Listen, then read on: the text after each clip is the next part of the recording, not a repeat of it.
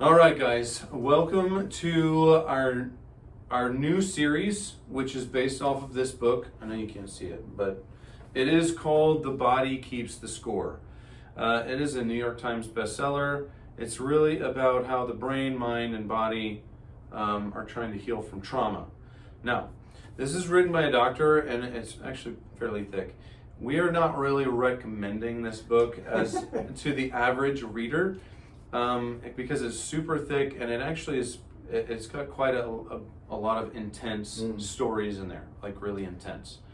So we are going to dive in and really give you some of the highlights that are really, I think, the main takeaways, because we really want to deliver this and not so much the intense stories. But this is over decades of research that he is writing some of this. So this is all scientifically, I should say medically, being walked through, being proven, things like that. Yep. So we're going to dive into just the introduction to this. And I think for me, the main point is exactly on the title, which and he gives statistics about trauma, different kinds of trauma, but we are apparently a very trauma-rich society, meaning a lot of people have experienced some form of one trauma or another, or multiple levels, and they are showing that trauma leaves a lot of traces, in his words, on the body, on more than what we give credence to. Usually we're just thinking, oh, it's in your mind, it's all in your head, but it's way more than that, right? Yeah, so that, by the way, I'm listening to it, so I'm taking my notes on my phone. But the thing that stood out to me is that trauma produces actual physiological change. Yeah. So I was thinking, of course, if I experience a physical trauma, Yeah. I may have a scar, let's say, from that. But if I experience trauma in a relationship, maybe it's emotional, or relational. It could be someone's words. It could be something that I witnessed with my eyes. Yeah. That trauma produces physiological, meaning psychological and physical. Yes. In the brain, and neurological changes. Right. Which means if even as a baby you have experienced trauma, your brain will function differently, and to its point, it's basically like one line in here. Behaviors are not the result of moral failings or signs of lack of willpower or bad character. They're caused by actual changes in the brain.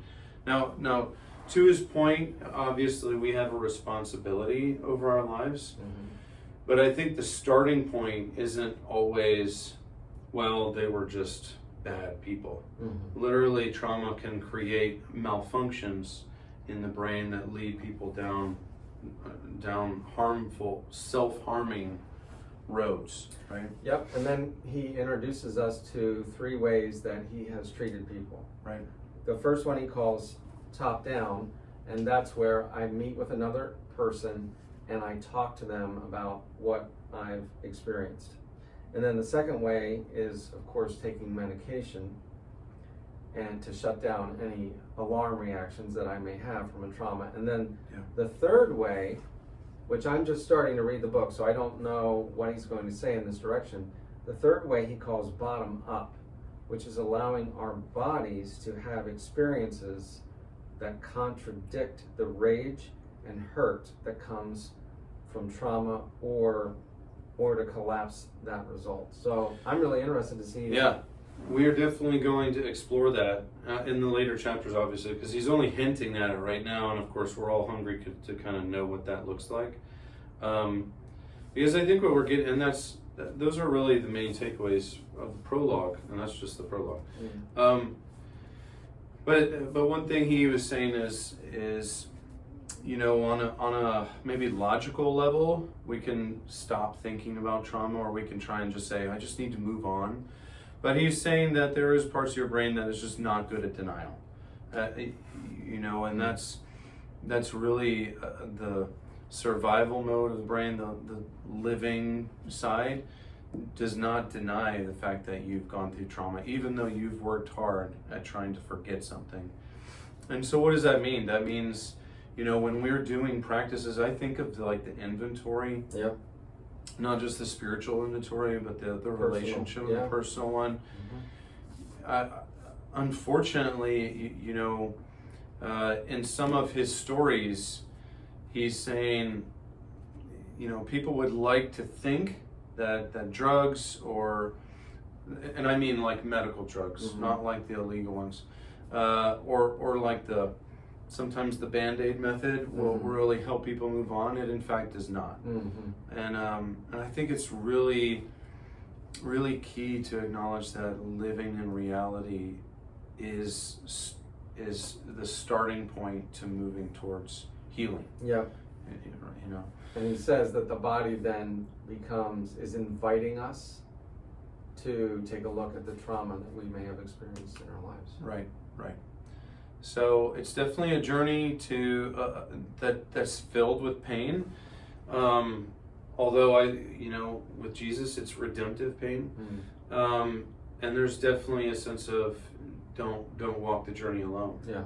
I do remember one line he said, though trauma comes at the hands of people, unfortunately it's healing that comes from people as well. Absolutely. So anyway, we're excited to dive more into the Body Keeps Score. We'll try and give you some takeaways, and of course if you have questions and things like that, then we always love having these kind of conversations about biology and stuff too. So Yeah. so we'll see you in the next one. All right. See you later.